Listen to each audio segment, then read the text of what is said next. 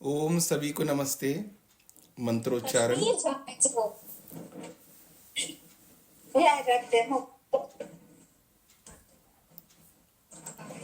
अपना माइक बंद कर लीजिएगा।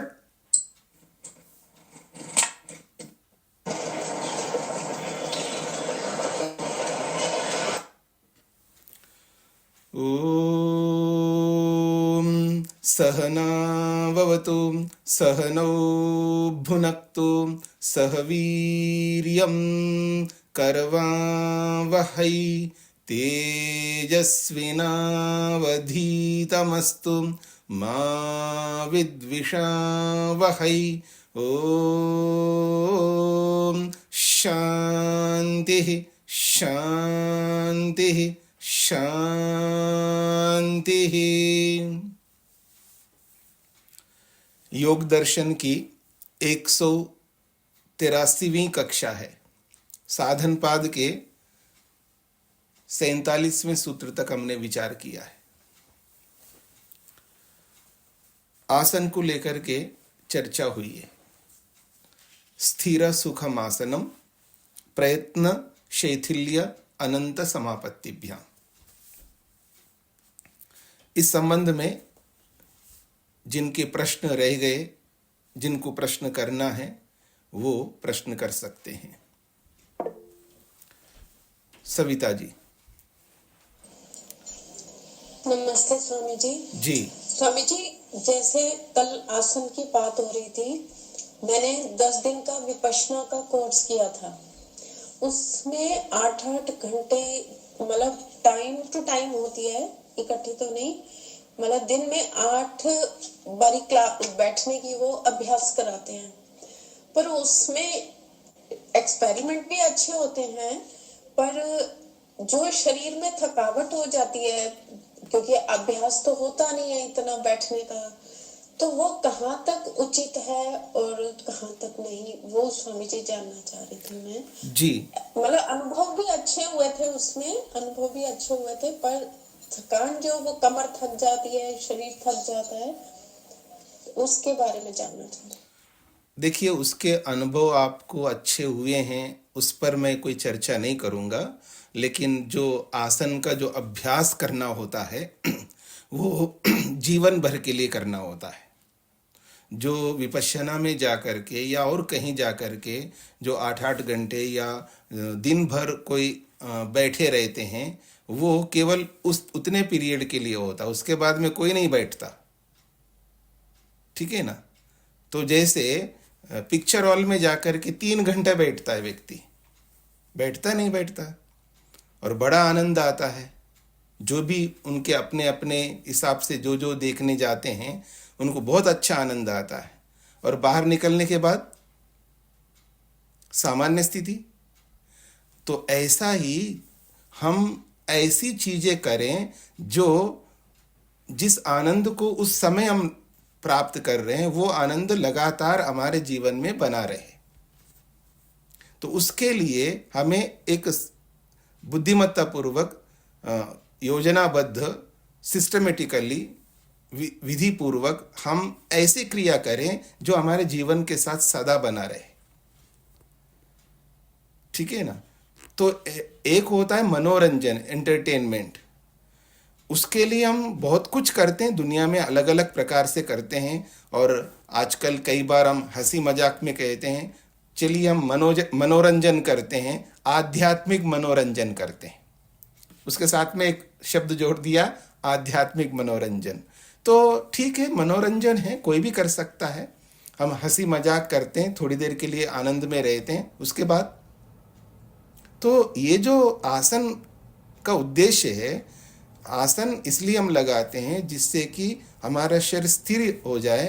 तो जब शरीर स्थिर होता है तो मन भी स्थिर होता है। उसके लिए अभी आसन का फल बता रहे हैं, तो उससे हमको और स्पष्ट हो जाएगा। तो आसन का उद्देश्य है शरीर को स्थिर करना, और शरीर की स्थिरता से मन को स्थिर करना, स्थिर मन को ईश्वर में लगाना और ईश्वरीय गुणों को अपनाना। अपने जीवन का उद्देश्य जो है वहाँ तक पहुँचना है। ये हमारा मुख्य प्रयोजन है। ये जीवन भर के लिए होना चाहिए। बाकी विपश्यना हो या और किसी भी ध्यान के और भी अलग अलग जगहों पर हम लोग घंटे बैठे रहे, लेकिन वो प्रैक्टिकेबल नहीं है, पूरे जीवन के लिए प्रैक्टिकेबल नहीं है। जीवन भर के लिए प्रैक्टिकेबल ये है कि हम 1 घंटा सुबह बैठते हैं, 1 घंटा शाम को बैठते हैं, वो रोज़ बैठना है हमको। और उस बैठने में जो जो हम मेहनत करके पुरुषार्थ करके जो योग्यताएं प्राप्त करते हैं वो जीवन भर के लिए होने चाहिए। ठीक है जी। जी और धन्यवाद स्वामी जी। जी, और किसी को कुछ पूछना है आसन से संबंधित? स्थिर सुखमासनम प्रयत्न शैथिल्य अनंत समापत्तिभ्याम, इन 2 सूत्रों से संबंधित किसी को कुछ पूछना है तो आगे बढ़ते हैं।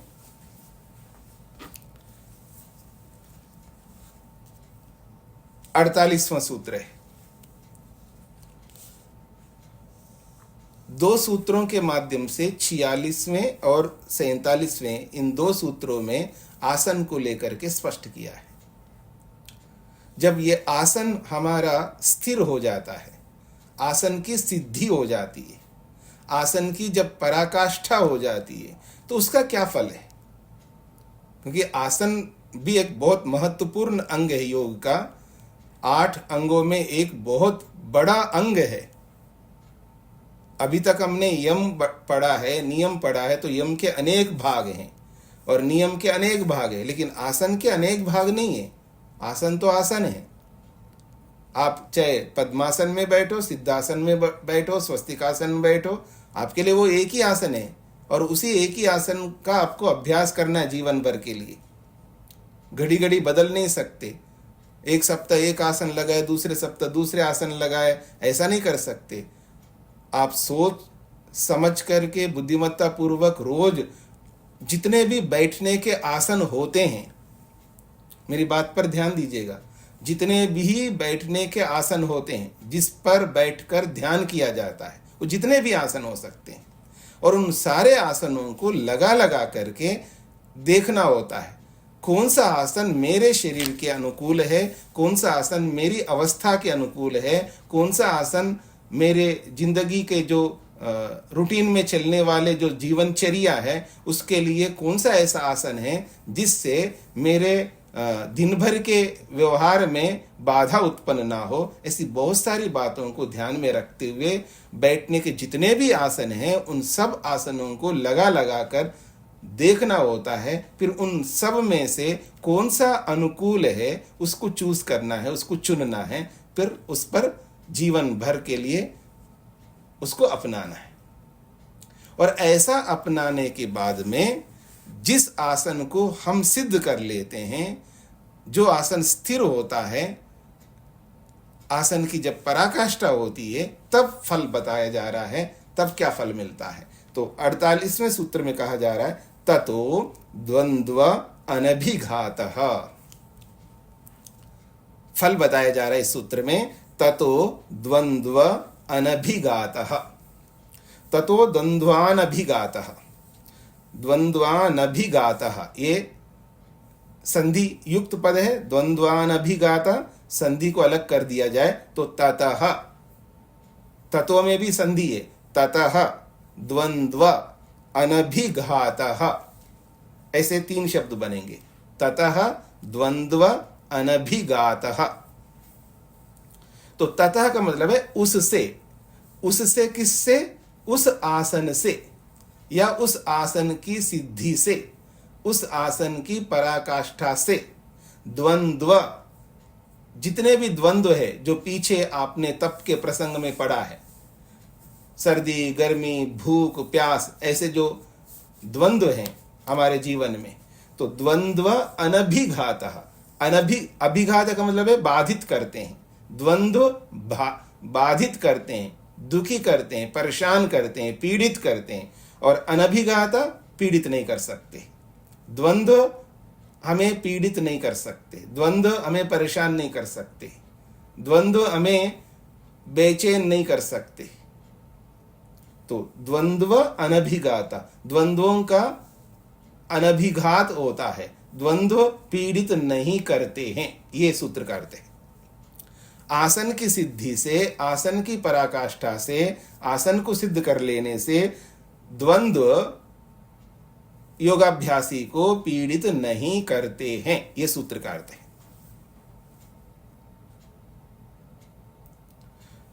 और भाष्य कोई बहुत बड़ा नहीं है, एक पंक्ति का भाष्य है। तो महर्षि लिखते हैं, शीतोष्णादि भी द्वंद्वई आसन जयात न अभिभूयते। एक वाक्य में सूत्र का सार बता दिया महर्षि ने।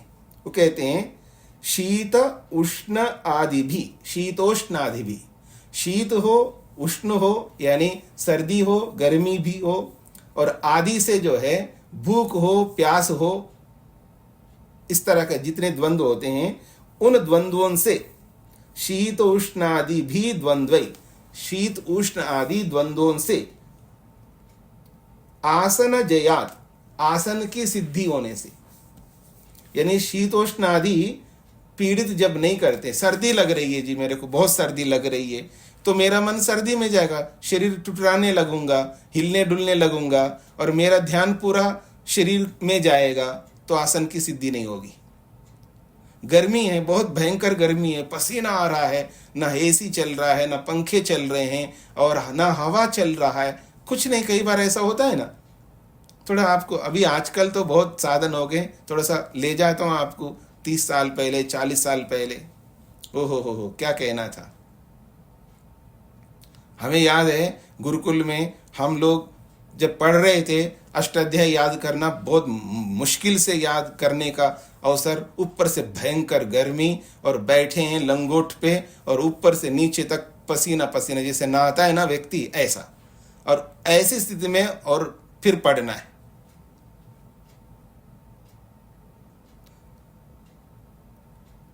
और गर्मी है भयंकर, ऊपर से नीचे तक गर्मी है। और देखो जी, सब लोगों का शरीर अलग अलग होता है, पहले भी मैंने बताया है।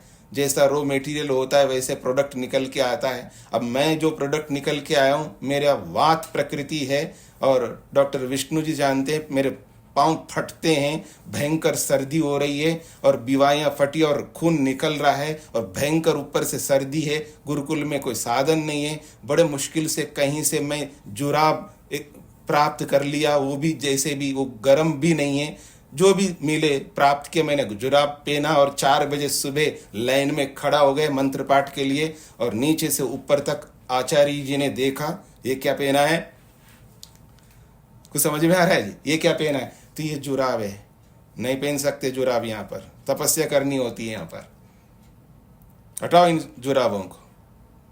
अब हटा दिया। हरियाणा में भयंकर सर्दी, ऊपर नीचे से साधन नहीं है और जुराब भी नहीं पहन सकते उस समय।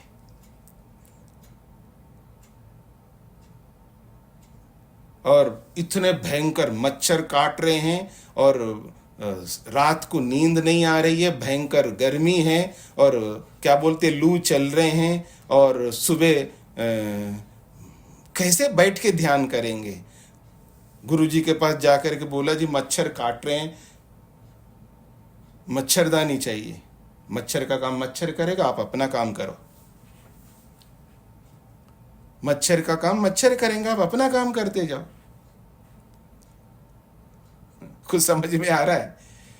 तो ये जो द्वंद्व सताते हैं व्यक्ति को बहुत मुश्किल से, ऐसा नहीं है कि मेरे को वो कह रहे हैं वो और वो मच्छरदानी लगाते हैं, ऐसा नहीं है। और मैं जुराब पहन रहा हूं, नहीं पहन और वो पहन रहा है, ऐसा नहीं है। पाँव में ना चप्पल तक नहीं है, स्लीपर तक नहीं है और वो भी नंगे चल रहे हैं। घंटी बजी तो वो हमारे से पहले दौड़ते हुए जा रहे हैं समय पर। सुबह से लेके रात तक वो दौड़ दौड़ करके हर घंटी में सबसे पहले रहते।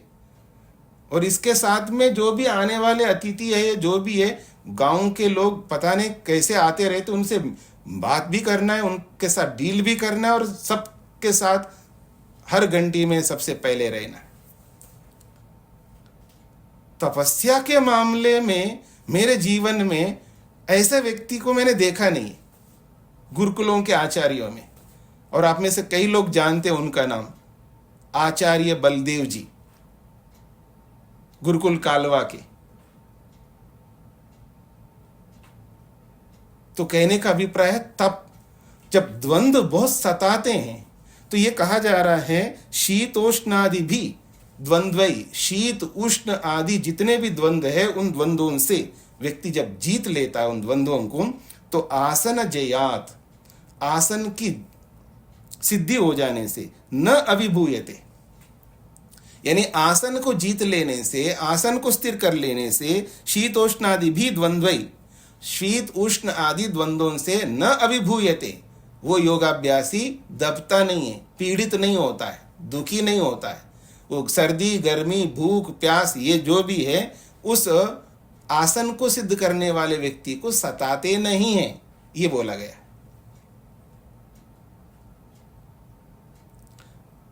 इसका ये मतलब नहीं है कि कितनी सर्दी पड़ रही है और आप कपड़े नहीं पहने ऐसे बैठे हो, ऐसा नहीं है। सर्दी को सहन करने की एक सीमा है। सर्दी को सहन करने की एक सीमा है।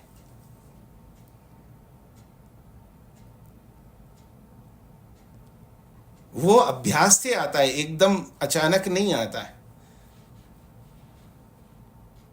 मैं भारत में जो भी सर्दी पड़ती है, और अमृतसर तक सर्दी, आप में से कई लोगों को पता है वहाँ 0 डिग्री, कभी कभी माइनस भी होता है, लेकिन 0 डिग्री तक मैं ऐसे कपड़े पहन करके, कोई बनियन नहीं, ऐसे कपड़े पहन करके वहाँ रहा हूँ। फिर मैंने देखा कि जब माइनस होता है, माइनस डिग्री और भी माइनस नीचे, -10, -20, माइनस, अभी यहाँ पर जहाँ मैं रह रहा हूँ कैलगरी कनाडा में, यहाँ -28 तक है। मैं बाहर गया हूँ, और बाहर गया तो एक बार तो मैंने ऐसा पहन लिया, कुछ पैजामा टाइप का पहन लिया अंदर से, और ऊपर से कटिवस्त्र, और यहाँ एक बनियन पहना और एक स्वेटर पहन के गया। हे भगवान, सर्दी लग रही है। यहाँ उन्होंने कहा जी आपको वो पहन के जाना है, स्नो शूज़ और जैकेट पहनना, ये पहनना है। चलो मैं एक बार देखना चाहता हूँ। जाकर के देखा, 10 मिनट जाके आया। हे भगवान, सर्दी लग रही है, सहन नहीं हो सकता है। फिर मैंने देखा थोड़ा सा और अपने आप को स्ट्रांग करो, तो 10 मिनट 15 मिनट बाहर जाऊं, और खड़ाओं में भी गए, जुराब तो जरूर पहन रहा हूं, और केवल बनियन पहना, और ऊपर से ये, और न पैजामा, कुछ नहीं, कटिवस्त्र नीचे ऊपर। कल गया, मैं घूम के आया। सर्दी तो लग रही है, ऐसा नहीं कि सर्दी नहीं लग रही, ऐसा तो नहीं किया, पर हाँ लग रही सर्दी।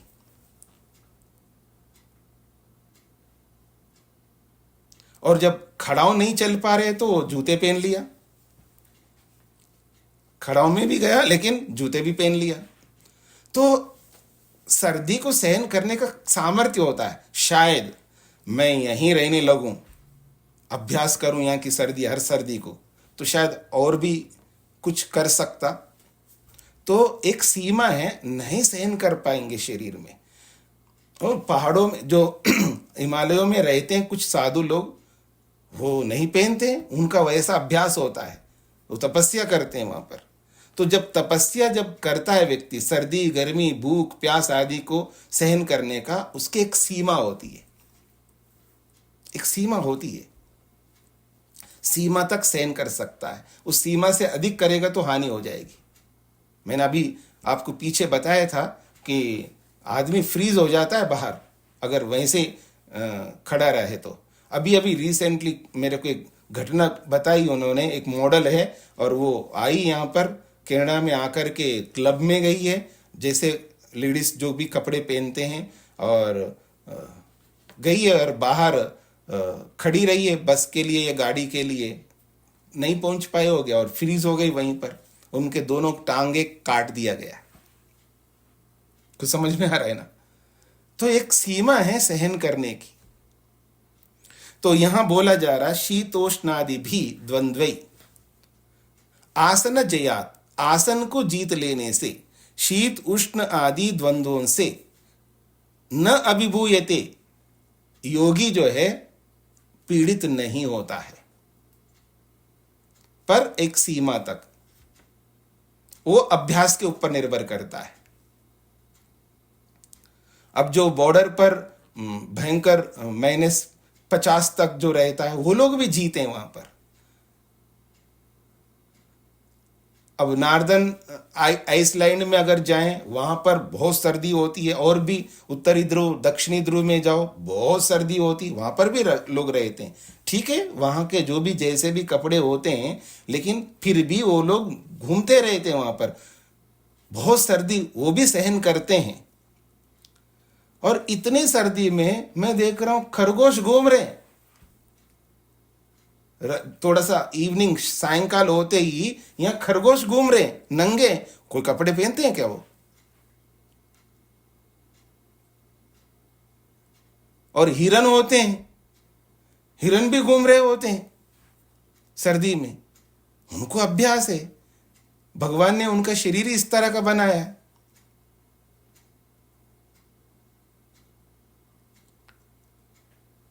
और यहाँ के जो भी कुछ पशु होते हैं वो ऐसे रहते हैं, वो यहाँ के हिसाब से रहते हैं।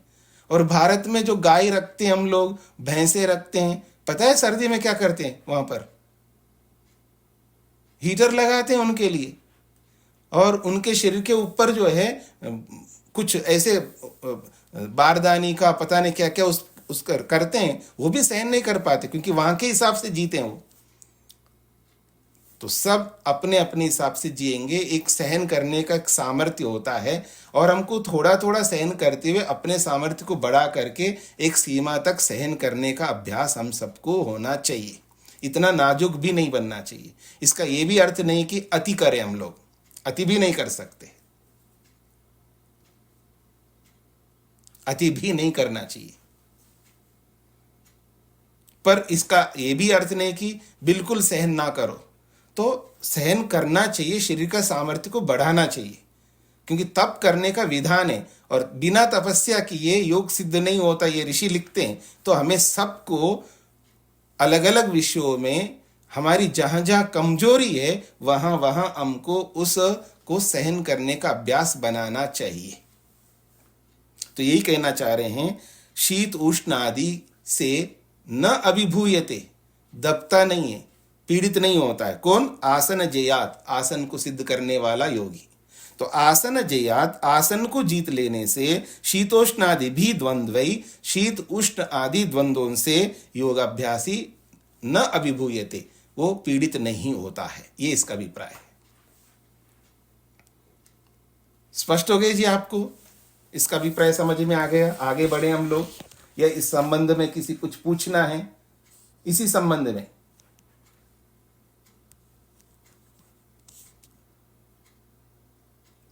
अब आगे बढ़ते हैं। प्रेम जी, क्या पूछना है आपको? स्वामी जी जी नमस्ते जी। स्वामी जी, पूछना ये है कि खाली आसन सिद्ध होने से ही ये हमें द्वंद्वों को सह सकते हैं, या द्वंद्वों को सहने से आसन सिद्ध होता है, या फिर ध्यान लगाने से आसन सिद्ध होता है? तो ये प्रक्रिया किस प्रकार होती है स्वामी जी? ऐसा है, ध्यान माइक बंद करिएगा जी। आसन को केवल बैठना एक हमारा उद्देश्य नहीं है। आसन को सिद्ध करने का मतलब है, आसन को सिद्ध करके हम ध्यान करेंगे, तो ध्यान साथ में जुड़ा हुआ है, केवल आसन ही नहीं है। क्योंकि आसन को सिद्ध करके हम आगे ध्यान करेंगे, तो ध्यान साथ में जुड़ा हुआ है। और पीछे यम नियम भी हमारे साथ जुड़े हुए हैं, यम नियमों का पालन हो रहा है। फिर आसन को भी सिद्ध कर रहे हैं, फिर आसन को सिद्ध करके आगे ध्यान आदि जो जो करना वो भी करेंगे। सब योग के सातों अंग जुड़े रहते हैं एक दूसरे के साथ में। आठवां अंग इसलिए नहीं बोला क्योंकि वो परिणाम है हमारा। सातों अंगों का जो परिणाम है वो समाधि है। तो ये सातों अंग हमारे जीवन के साथ सब जुड़े रहते हैं। इधर यम नियम जुड़े हैं रहते हैं, आसन भी लगाया है, इधर प्राणायाम भी करना है, उधर इंद्रियों को अपने वश में भी करने का अभ्यास करना है, और धारणा बनाना भी है, फिर ध्यान भी करना है, केवल बैठे रहना नहीं है। तो ये सातों अंग जुड़े रहते हैं। तो इन सब अंगों के परिणाम स्वरूप जो है हमको यहाँ लाभ होता है। केवल केवल बैठे नहीं रहना है, क्योंकि हमें ज्ञान विज्ञान भी होना चाहिए कि मैं क्यों ऐसा बैठ रहा हूं, ज्ञान पूर्वक। एक तो आदमी कुछ बोध नहीं है, अनाड़ी आदमी है और ऐसे ही बैठ रहा है सर्दी में गर्मी में, उसका कोई उद्देश्य नहीं है। ऐसा नहीं है, यहाँ पर सब उद्देश्य से विवेक पूर्वक ये सारे साथ लेकर के चल रहे हैं। तो ऐसी परिस्थिति में यहाँ पर बोला जा रहा है, जब आसन को सिद्ध करता है, न हिलता है, न डुलता है, न खुजलता है, न खांसता है, न गटकता है, और आसन को सिद्ध करने का मतलब है आसन स्थिर हो गया, अब मन परमात्मा में लगा रहा है। जब परमात्मा में मन चला गया तो शरीर के प्रति मन काम नहीं कर रहा है, मन काम कर रहा है ईश्वर के प्रति। तो अब शरीर के साथ जो सर्दी लग रही है उसका बोध नहीं होता है, उसको शरीर के साथ जो गर्मी लग रही है उसको बोध नहीं होता है, और पेट के अंदर जो चूहे दौड़ रहे हैं, भूख लग रही है, उसको बोध नहीं होता है, जो प्यास लग रही है उसको बोध नहीं होता है, क्योंकि मन किसी और में लगा हुआ है।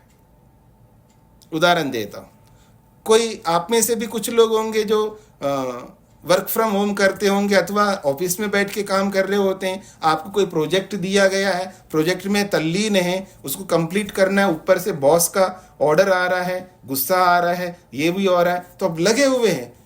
भूख लग रही होती है क्या उस समय? क्यों अनिल जी, भूख लग रही होती उस समय? प्यास लग रही होती उस समय? हाँ, सरस्वती जी बताएंगे।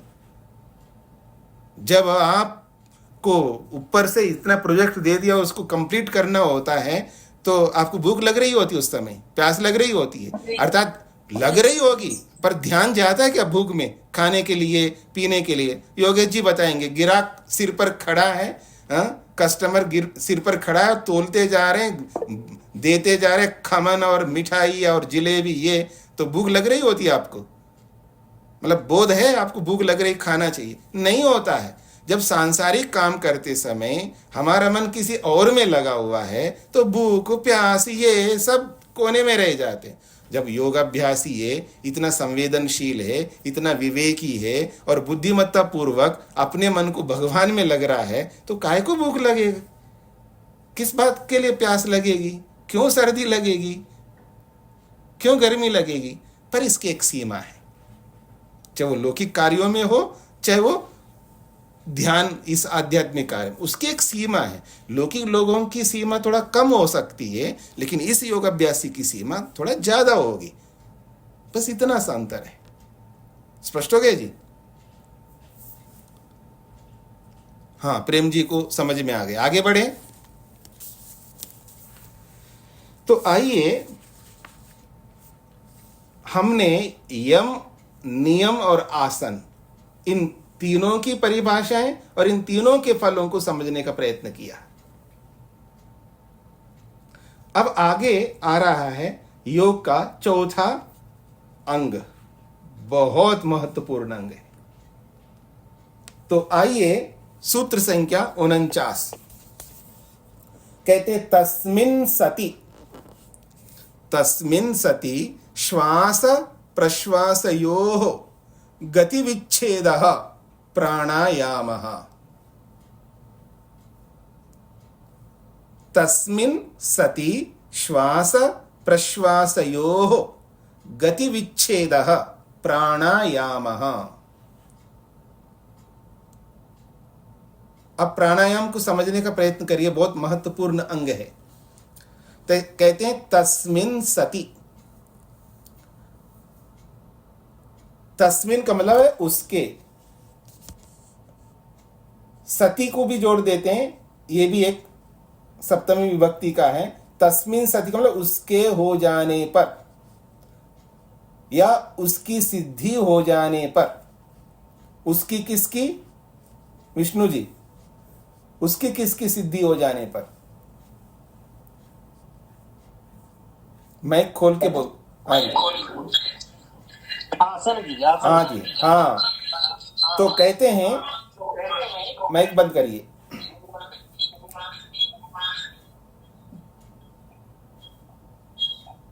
ये कहाँ चला गया?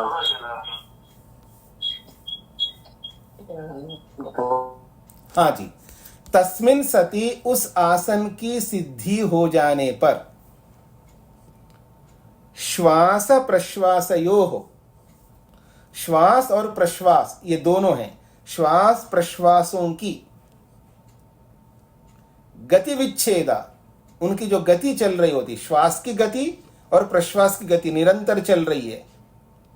हमारा जो नाक है, उस नाक में श्वास की और प्रश्वास की गति निरंतर चल रही है। तो श्वास प्रश्वास इन दोनों की गति विच्छेदः, विच्छेद का मतलब है रुक जाना होता है, अर्थात न श्वास की गति चल रही है न प्रश्वास की गति चल रही है, दोनों की गति रुक जाना प्राणायाम, प्राणायाम कहलाता है।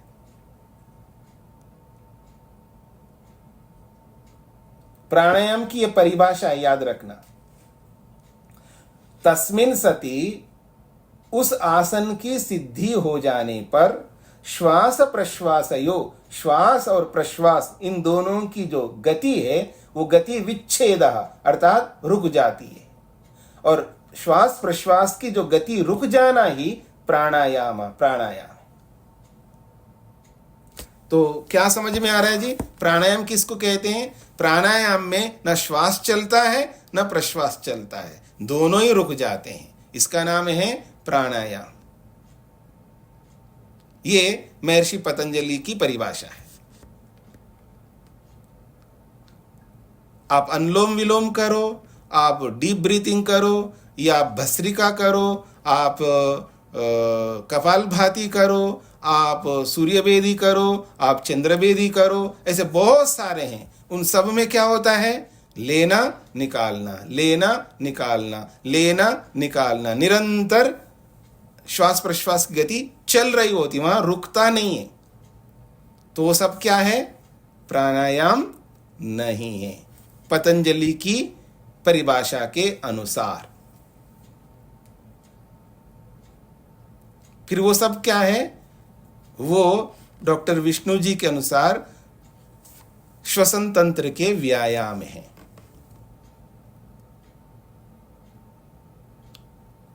आयुर्वेद ने अलग अलग व्यायाम बताए, बहुत सारे व्यायाम बताए। उन व्यायामों में ये एक व्यायाम है, श्वास प्रश्वास का एक व्यायाम है। सांस लो निकालो, लो निकालो, नो निकालो, चाहे वो किसी भी रीति से, बहुत सारे प्रक्रियाएं हैं, उसमें लेना निकालना होता है। और प्राणायाम में श्वास प्रश्वास को रोकना होता है, उसकी गति का विच्छेद करना, उस गति को रोकना होता है। श्वास की गति को रोको, प्रश्वास की गति को रोको, दोनों को रोको। यह है प्राणायाम। और प्राणायाम में प्राण का अर्थ होता है श्वास प्रश्वास, वायु, और आयाम का अर्थ होता है रोकना, सांसों को रोकना, श्वास प्रश्वास को रोकना प्राणायाम है। प्राण का अर्थ वायु है, आयाम का अर्थ यहां है रोकना है। तो प्राणों को रोकने का नाम प्राणायाम। और उसको कैसे रोकना है वो आगे के सूत्रों में बताएंगे। मतलब रोकना भी एक प्रकार का नहीं है, रोकना 4 प्रकार का है। सांसों को रोकने के जो प्रकार है वो 4 है, वो आगे के सूत्रों में बताएंगे। तो यहां सूत्र का अर्थ हो गया, तस्मिन सति उस आसन की सिद्धि हो जाने पर श्वास प्रश्वासयोः, श्वास और प्रश्वास इन दोनों की गति, जो गति चल रही है, यानी श्वास निरंतर चल रहा है, उसकी गति निरंतर बनी हुई है, और प्रश्वास की गति चल रही है, उसकी निरंतर गति बनी हुई है। इन दोनों गतियों का विच्छेद करना, अर्थात श्वास को होने नहीं देना और प्रश्वास को होने नहीं देना, दोनों की गति को विच्छेद करना, रोकना, यही प्राणायाम है। और कैसे, अब भाष्यकार को देखते हैं, महर्षि वेदव्यास जी क्या कहना चाहते हैं। कहते हैं तस्मिन सति को स्पष्ट कर रहे हैं, सति आसन जये, आसन जये सति, आसन की सिद्धि हो जाने पर या आसन को जीत लेने पर, आसन का जय कर लेने पर, यानी आसन को जीत लेने पर। श्वास प्रश्वासयो बाह्यस्य वायोः आचमनम श्वासः। श्वास किसको कहते हैं? श्वास की परिभाषा कर रहे हैं। वो कह रहे हैं बाह्यस्य वायोः आचमनम श्वासः। बाह्यस्य वायो, बाहर स्थित वायु को, बाह्यस्य वायो, बाहर स्थित वायु को आचमनम, और आचमन का अर्थ आपको पता है, ग्रहण करना, पीना। तो बाह्यस्य वायो, बाहर स्थित वायु को आचमनम, ग्रहण करना, अंदर प्राप्त करना, श्वासः, श्वास कहलाता है। यानी बाहर के वायु को अंदर लेना श्वास है। अब आगे देखिएगा, प्रश्वास किसको कहते हैं उसकी परिभाषा कर रहे हैं। कोष्ठ्यस्य वायोः निस्सारणम प्रश्वासः। कोष्ठ में स्थित वायु को निस्सारणम, बाहर निकालना, प्रश्वास है। कोष्ठ का मतलब यहां पेट नहीं है, याद रखना, क्योंकि पेट में वायु नहीं रहती है। कोष्ठ का मतलब है लंग्स, फेफड़े।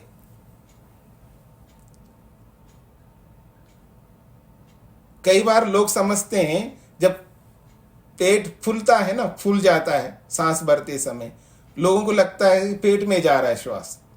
ऐसा नहीं है।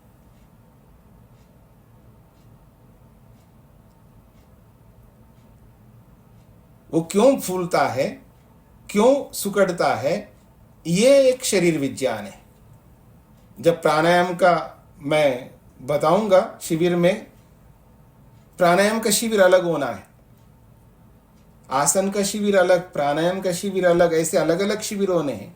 ये एक दिन का एक ऐसा शिविर नहीं है, यानी ऐसा है नहीं अभी एक बार में एक झटके में आप 8 अंगों को समझ ले। ये तो पूरा जीवन का है, पूरा जीवन का है। सिस्टमेटिकली हर चीज को हमें सीखना है और सिस्टमेटिकली विधि पूर्वक सीख करके उसको वैसा ही अभ्यास करना है और जीवन भर अभ्यास करना है। और पूरे जीवन में अगर सिद्ध हो जाए तो बहुत गनीमत है, बहुत बड़ी बात है। नहीं हुआ फिर अगले जन्म में, फिर अगले जन्म में, फिर अगले जन्म में, बहुत जन्मी जन्म है हमारे को। इसकी कोई चिंता ही नहीं करना है। और इस बार नहीं हुआ तो क्या होगा, कोई बात नहीं, अगले जन्म में फिर और करेंगे, फिर अगले जन्म में करेंगे। अनेक जन्म चाहिए और बहुत जल्दी है तो फिर निकल जाओ। बहुत जल्दी है तो त्याग करो, जितना त्याग करेगा उतना जल्दी पहुंच जाएंगे। ये सीधी सी बात है, सीधी गणित है। जितना आपको जल्दी है भगवान को पाने की, उतना अधिक त्याग करना पड़ेगा, उतना अधिक त्याग करना पड़ेगा। सबसे पहले आश्रम को त्याग करना पड़ेगा। एक ही आश्रम में कोई नहीं रह सकता। आइए तो कह रहे हैं उस आसन को जीत लेने पर श्वास और प्रश्वास, इन दोनों की जो गति का विच्छेद है वो प्राणायाम है। और श्वास किसे कहते हैं और प्रश्वास किसे कहते हैं, महर्षि वेदव्यास जी ने दोनों की परिभाषाएं दी है। श्वास के लिए बोला है जो बाहर वायु है, हमारे शरीर के बाहर जहां भी वायु है, उस बाहर स्थित वायु को जब अंदर पी लेते हैं, अंदर ग्रहण कर लेते हैं, अंदर का मतलब है फेफड़ों में ले लेते हैं, उसका नाम दिया है श्वास। फिर कहा है कोष्ठस्य वायोः, जो फेफड़ों में स्थित वायु है उसको निस्सारणम, जब बाहर निकालते हैं तो उसका नाम दिया प्रश्वास। 2 बातें हो गई, श्वास और प्रश्वास। यहां तक पहुंच गए जी। फिर उसके आगे कह रहे हैं तयोः गति विच्छेदः, तयोः गति विच्छेदा, उन दोनों की गति को विच्छेद करना, यानी श्वास की गति को और प्रश्वास की गति को। तयोः गति का मतलब है श्वास और प्रश्वास, इन दोनों के गति को विच्छेद करना। अब विच्छेद को खोला है ऋषि ने, उभय अभावः, दोनों को रोकना, यानी श्वास को होने नहीं देना, प्रश्वास को होने नहीं देना। उभय अभाव, अभाव समझते हैं ना, मतलब श्वास को होने नहीं देना तो श्वास का अभाव, और प्रश्वास को होने नहीं देना यानी प्रश्वास का अभाव। तो उभय अभाव, दोनों को रोकना, दोनों का अभाव करना, ना श्वास लेना ना प्रश्वास करना, अर्थात रोकना, प्राणायाम प्राणायाम कहलाता है। प्राणायाम की परिभाषा स्पष्ट हो रही जी। ये इस सूत्र में केवल प्राणायाम की परिभाषा बताइए, प्राणायाम कहते किसको। ये ऋषि की परिभाषा है, महर्षि पतंजलि की परिभाषा है। प्राणायाम कहते किसको, तो कह रहे हैं जो प्राण चल रहे हैं, श्वास के रूप में चल रहे हैं या प्रश्वास के रूप में चल रहे हैं, इन दोनों चलने वाले प्राणों का अभाव करना, अर्थात रोक देना है। ना अंदर लेना, ना बाहर निकालना, ये प्राणायाम है। बहुत कठिन काम है, पर असंभव नहीं है। कठिन इसलिए बोल रहा हूं, जो हम लोग जैसा करते हैं, हाँ जी 3 प्राणायाम, फिर ले लिया,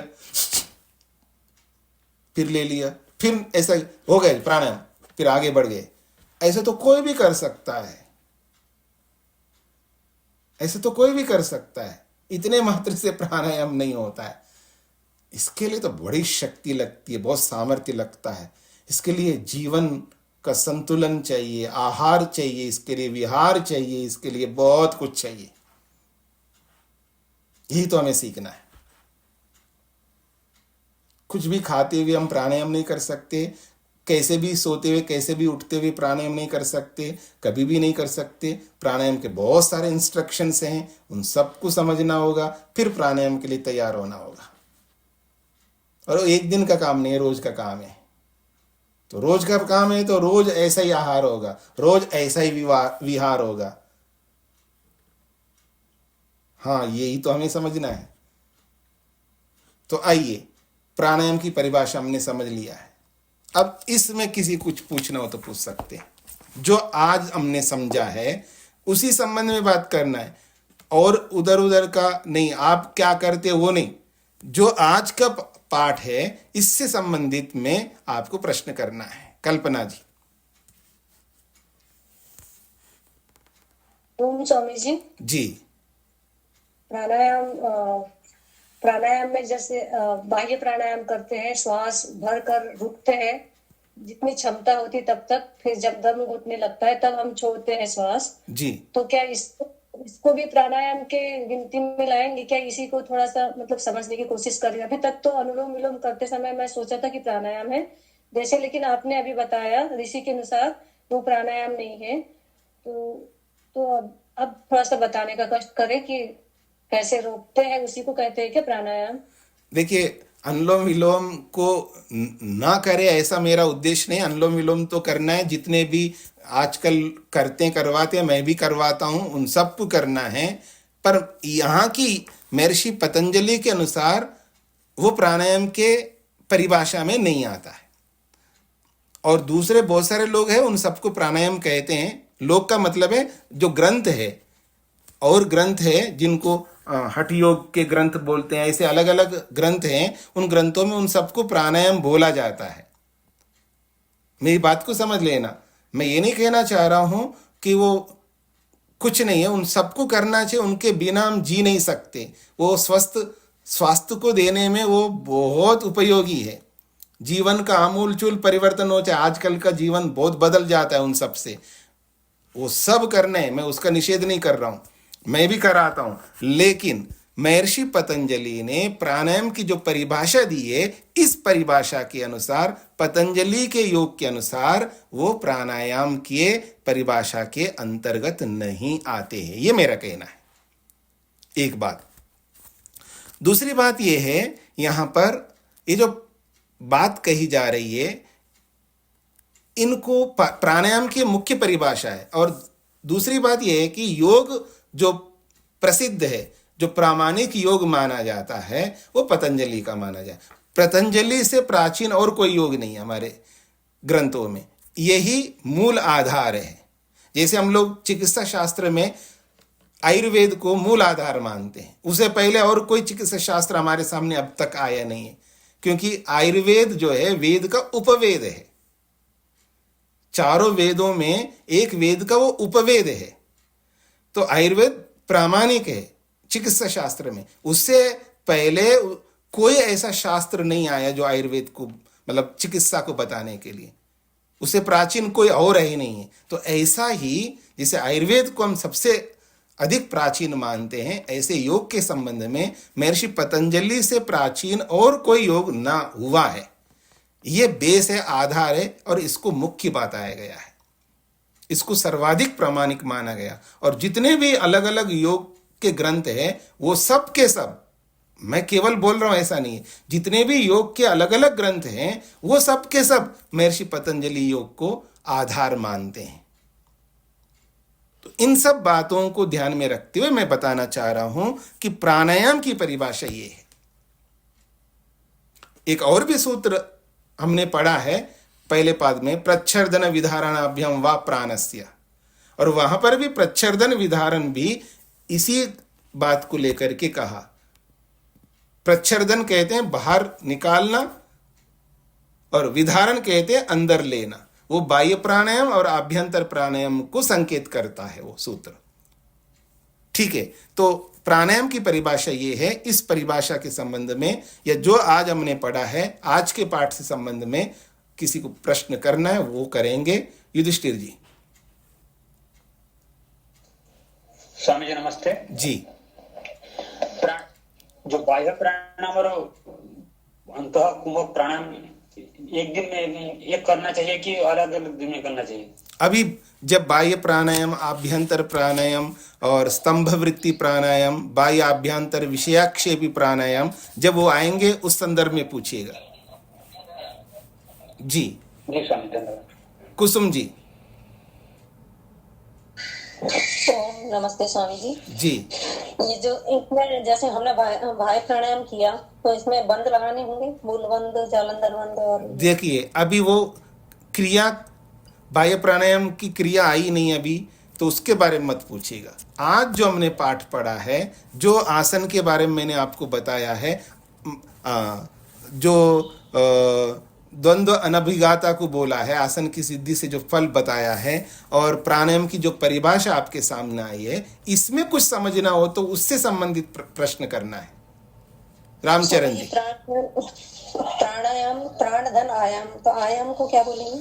रोकना, रोकना, प्राणों को रोकना को आयाम कहते हैं यहाँ पर। हाँ जी, रामचरण जी। नमस्ते स्वामी जी। जी। मेरा निवेदन था कि जब प्राणायाम करेंगे तब बिल्कुल आसन लगा रहेगा, बिल्कुल स्थिर रहेगा स्वामी शरीर? हाँ जी, हाँ जी, बस यही पूछना। क्योंकि आसन की सिद्धि होने पर ही प्राणायाम किया जाता है। तो जब प्राणायाम कर रहे हैं तो आसन स्थिर रहना चाहिए, यही तो हमें सीखना है।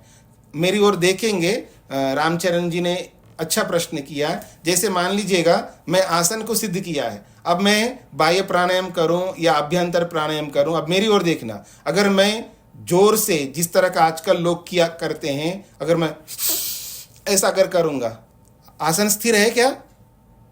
बोलिए, स्थिर नहीं है ना? तो फिर आसन तो टूट रहा है आपका।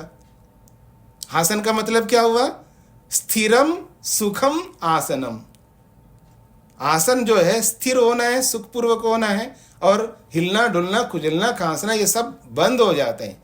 आसन का मतलब है ऐसा जैसे पत्थर की मूर्ति की तरह। हमें प्राणायाम भी करना है, प्राणायाम में भी आसन स्थिर रहना चाहिए। ऐसे कैसे करना चाहिए, यही तो हमें सीखना है। ये आप लोग पूछ सकते हैं जी, नहीं जी स्वामी दयानंद सरस्वती जी ने कहा जैसे वमन होता है वैसे तरह, उस तरह निकालना है सांस, बिल्कुल निकालना है, उसका भी निषेध नहीं करूंगा। ऐसा निकालते हुए भी कैसे बैठना है हमको, यही तो हमें सीखना है।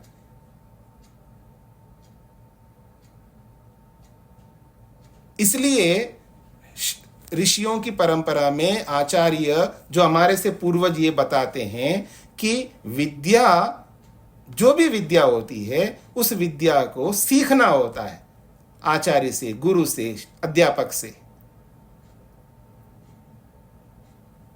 समझ रहे मेरी बात को? विद्या को सीखना होता है, उसके लिए गाइड चाहिए, अध्यापक चाहिए। कई बार हम घूमने जाते हैं, कहीं जाते हैं तो गाइड लेते हैं, कुछ लोग लेते हैं, कुछ लोग नहीं लेते हैं। और जो नहीं लेते हैं ना, उनको सामान्य जानकारी होती है, नहीं जी हमको क्या जरूरत है गाइड की, हम देख ही रहे हैं, सब लिखा हुआ है, पढ़ लेंगे, कर लेंगे। कर लो जी, कोई आपत्ति नहीं। आपको पढ़ना आता है, सब लिखा हुआ है, कर लो। पर आपको जैसी जानकारी होती है, उससे ज्यादा जानकारी गाइड के माध्यम से प्राप्त होती है, इसलिए तो गाइड होता है। समझ रहे हैं आप लोग?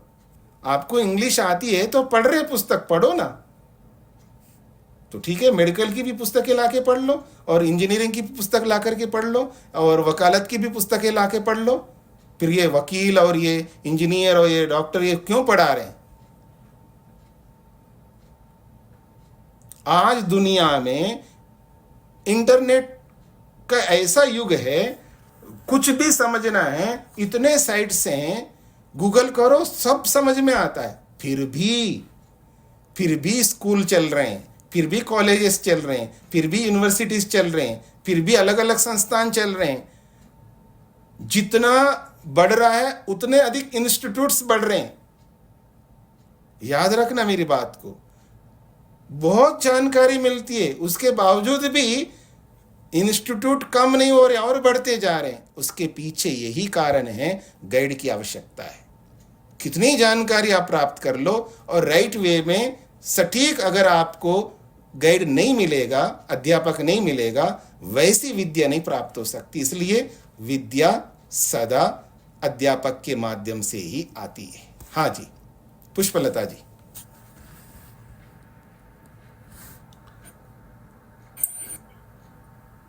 नमस्ते स्वामी जी। जी। प्राणायाम के समय में शरीर के अंदर से बॉडी के अंदर ऑर्गन्स का मूवमेंट्स फील होता है, उसको फिर आसन की स्थिरता में क्या कहेंगे?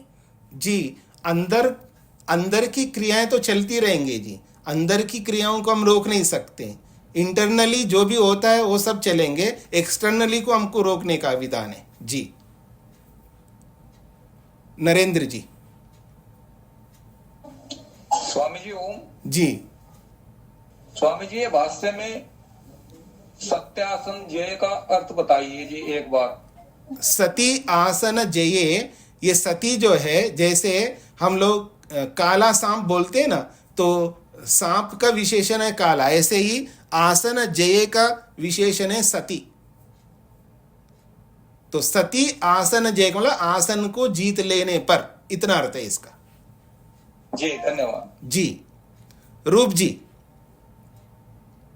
ओम स्वामी जी। जी स्वामी जी, प्राणायाम के विषय में प्रश्न है कि जैसे हम प्राणायाम करते हैं सामान्य तो मतलब डेली में चलता रहता है, पर जैसे अगर कुछ गलत भोजन कर लें तो फिर वो नेक्स्ट डे प्राणायाम नहीं हो पाता स्वामी जी। मतलब कि उसमें वो स्थिति नहीं आती जो मतलब कि जो जैसे रोज का रूटीन में होता है।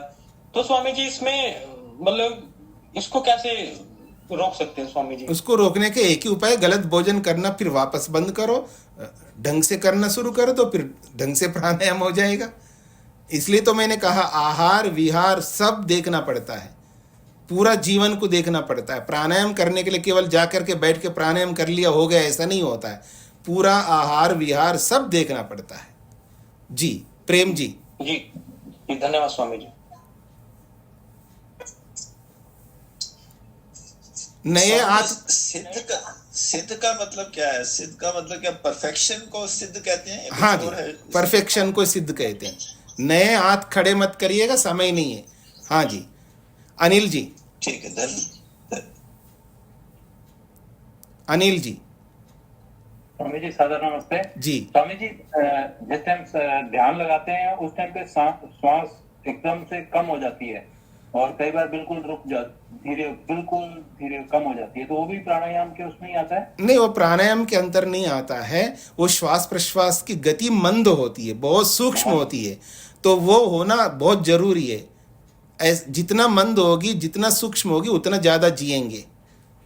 जितना ज्यादा सांसें अधिक चलेंगे उतना कम जिएंगे, सब याद करना। और प्राणायाम के प्रसंग में मैं आपके सामने रखूंगा, जितने ज्यादा सांसें चलती हैं 1 मिनट में, जैसे आज का मेडिकल साइंस कहता है 16, 17, 18 बार सांसें श्वास प्रश्वास लेते हैं, उसकी गति जितनी कम करेंगे प्राणायाम के माध्यम से कम होगा, ऐसे कम नहीं करना कोई व्यक्ति। प्राणायाम के माध्यम से जितनी गति कम करेगा, उसके सांसें जितनी कम होंगे उतना ज़्यादा जिएगा, और सांसें जितना ज़्यादा चलेंगे उतना जल्दी मरेगा।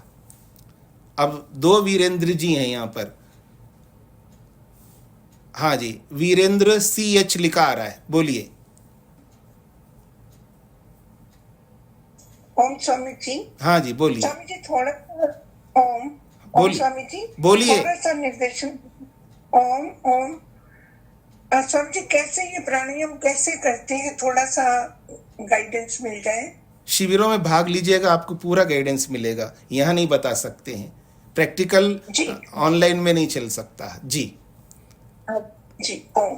वीरेंद्र जी, PA आ रहा है, वीरेंद्र जी।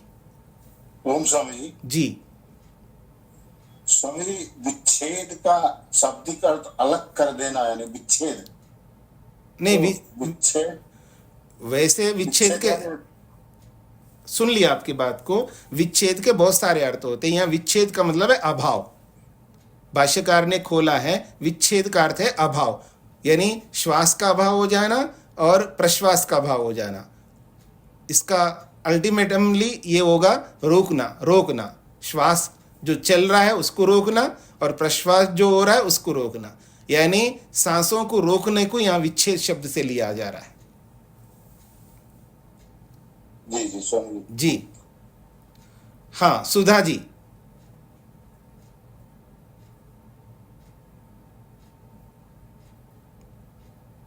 बोलिएगा सुधा जी,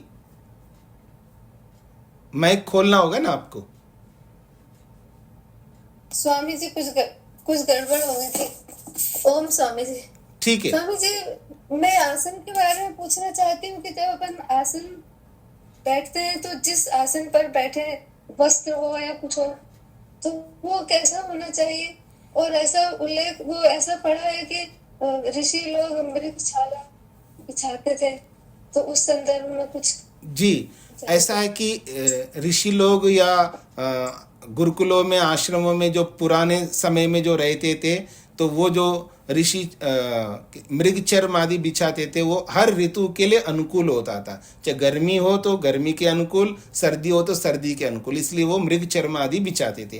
और आजकल वो संभव नहीं है। तो आजकल जैसे हम लोग वस्त्र पहनते हैं, गर्मियों में अलग प्रकार के वस्त्र पहनते हैं, सर्दियों में अलग प्रकार के पहनते हैं, बरसात में थोड़ा सा अलग प्रकार के पहनते हैं। तो आज जो हमारे ऋतुओं के अनुसार हम जैसे कपड़े पहनते हैं दुनियादारी के लिए, ऐसा ही ध्यान के लिए, उपासना के लिए ऐसे अनुकूल कपड़े पहनना चाहिए, जिससे हमारा आसन ठीक बना रहे, ध्यान ठीक चलता रहे। और हम कुछ भी वस्त्र पहन करके ध्यान में बैठें, और सर्दी में हल्का कपड़े पहन के बैठेंगे तो सर्दी ज़्यादा लगेगा, मन आपके सर्दी में जाएगा। और गर्मी में ऐसे कपड़े पहन लो, आपको गर्मी लगने के कारण से आपका मन शरीर में जाएगा। इसलिए मौसम के हिसाब से आपको कपड़े पहन करके बैठना है, बस इतनी सी बात है। और वो भी ऐसा टाइट कपड़े नहीं होना चाहिए, एकदम शरीर के साथ बिल्कुल चिपके हुए रहते हैं, ऐसे कपड़े नहीं होना चाहिए। थोड़ा सा ऐसा हो कि कपड़ों के कारण से आपका दिमाग जो है ना शरीर में ना जाए। जब कपड़ा शरीर के साथ टाइट होता है ना, वो परेशान करता है शरीर को, फिर मन उसमें जाता है। तो ढीले कपड़े हो और ऋतु के अनुकूल हो, बस इतना ही ध्यान रखना है। शेखर जी। जी प्रणाम स्वामी जी। जी। स्वामी जी, हमने ध्यान के समय ऐसा देखा है कि जो श्वास पर श्वास बहुत ही छोटा और बहुत ही मतलब जल्दी चल रहा होता है। हाँ, नहीं, उसमें जल्दी तो ठीक नहीं है क्या? मतलब आप पता नहीं, मेरी बात सब बहुत ही छोटा, मतलब श्वास पर श्वास तो चल रहा है, बहुत ही उसका काल बहुत छोटा और वो बहुत ही सूक्ष्म होता है, मतलब वो ठीक नहीं है क्या? कुछ ऐसा ही होता है। नहीं, प्रतीत आपको शीघ्र बदलने का लग रहा है, लेकिन शीघ्र नहीं बदलता है। छोटा का मतलब है जैसे हम श्वास प्रश्वास की गति को अगर हम गिनेंगे, वॉच को रख करके, घड़ी को सामने रख करके, तो 1 मिनट में हम कितने बार इनहेल एक्सहेल किया है वो हमको समझ में आएगा। तो वो मेडिकल साइंस के हिसाब से कोई 16, कोई 17, कोई 18 ये नॉर्मल बताया जाता है। लेकिन हम जब श्वास प्रश्वास को रोक करके प्राणायाम कर करके जब हम करते हैं तो श्वास प्रश्वास की जो गति, जो तीव्रता है उसकी, वो कम होने लगती है, वो सूक्ष्म होने लगती है। फिर वो जल्दी जल्दी नहीं जाता, वो बहुत समय लेता है लेने में और निकालने में। जी जी स्वामी जी, मैं ध्यान के समय कह रहा हूँ कि जो बस एक नाक पे ही रहता है, मतलब नाक वो आप उसको फील करते हो, श्वास प्रश्वास को बहुत ही सूक्ष्म, बहुत ही छोटा, मतलब नाक के में से जा रहा है आ रहा है। जी, वो जो ऐसा आप ही होता है क्या? ये मतलब कुछ गलती हो रही है ध्यान में? कोई गलती नहीं हो रही। जो आपको जो बहुत सूक्ष्म, बहुत बहुत सूक्ष्म जो फील हो रहा है वो वैसा ही होता है, पर वो जल्दी जल्दी आना जाना नहीं हो रहा है। अगर आपने प्राणायाम किया है तो आपका श्वास प्रश्वास सूक्ष्म तो हो गया। आप सूक्ष्मता पर ध्यान दीजिएगा। उस सूक्ष्मता के साथ में जल्दी जल्दी अंदर बाहर नहीं जा रहा होता है, वो धीरे से जा रहा होता है। वो जो आपको लग रहा ऐसा रहा होगा कि वो जल्दी जल्दी अंदर बाहर आ रहा है, ऐसा नहीं है। वो सूक्ष्म होकर के धीमे से जाता है, धीमे से आता है। उतने सूक्ष्म पैनी दृष्टि शायद हमारी नहीं बन पाए कि ये हम वो जल्दी जल्दी आ रहा है जा रहा है, ऐसा नहीं है। अगर प्राणायाम में, क्योंकि प्राणायाम यानी आप ध्यान आपका वास्तव में ढंग से चल रहा है तो आपका शरीर बहुत काम रहता है, शांत रहता है। और जब कभी भी व्यक्ति जितना ज़्यादा शांत होता है ना, उसका श्वास प्रश्वास की गति उतनी मंद होती है, उतनी सूक्ष्म होती है। और ध्यान काल में तो और अधिक मंद होती है और सूक्ष्म होती है। तो वो सूक्ष्मता का तो आपको पता लग रहा है, लेकिन वो जल्दी जल्दी अंदर जा रहा है बाहर आ रहा है, वो अभी शायद आपको नहीं पता लग रहा होगा। इसलिए आपको लग रहा है वो जल्दी जल्दी आ रहा है जा रहा है, वो जल्दी जल्दी आ नहीं जा रहा होता है, उसकी गति बहुत मंद होती है। जी, वो अच्छी सूचक है, खराब नहीं है वो। जी जी जी जय स्वामी जी, धन्यवाद जी। हाँ जी, रचना जी, आपने बहुत देर के बाद हाथ खड़ा किया, समय हो गया है, तो इसको मैं यहीं विराम देता हूं, फिर आप कल पूछ लीजिएगा। ओम शांति शांति शांति।